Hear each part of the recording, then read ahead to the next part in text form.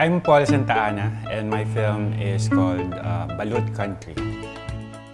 My film follows the journey of a young man who just inherited a duck farm. Napaka-Pinoy dahil balut, di ba? Hindi lang siya kwento ng balut, kwento siya ng tao. I play June. Through this film, makikita na how important it is going back to your roots. I play Dado. The personality of Dado is like the animal that he takes care of. Matagal ko na gusto makatrabaho si Direk Paul. He has a vision. He's aiming for something. Iba yung style niya, parang ang treatment niya dito is a bit poetic.